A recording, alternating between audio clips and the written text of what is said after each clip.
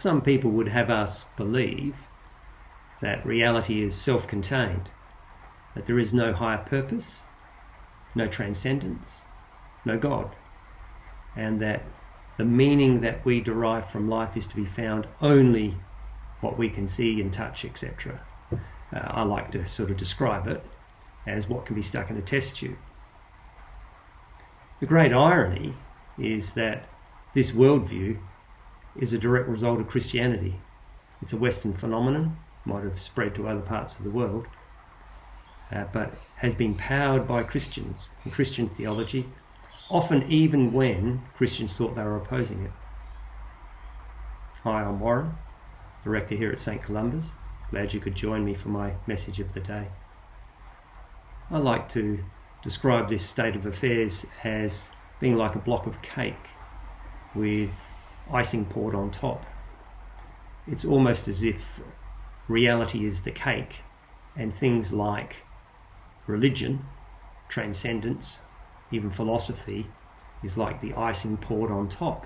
Let it dry and you can just peel it off with no ill effect to the cake. In fact, in this sort of secular worldview, you should just prefer the cake. But if you must pour on your own personal icing flavour, by all means do so, but realise that it's not really part of reality. The funny thing is that such a worldview is just as much a construction as any other worldview. The interesting question is how we got to the place where perhaps a majority of people in Australia perhaps may think of this view as absolutely true. Not as a construction, but this is how reality actually is. There's been a number of scholars who have helped us understand how we've got to this place, the way in which secularisation has moved through the West. But what's been quite a surprise is to see how Christianity is at root the source of this secular view.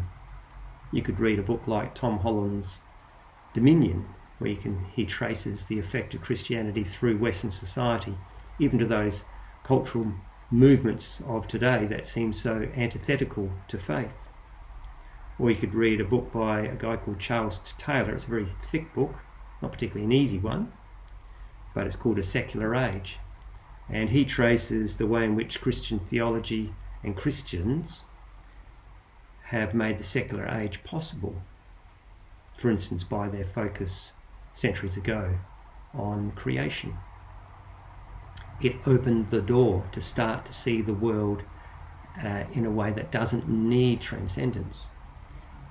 You think of the movement of deism, that was like the God who is the watchmaker, who sets it all up and then just puts the watch down and watches it tick.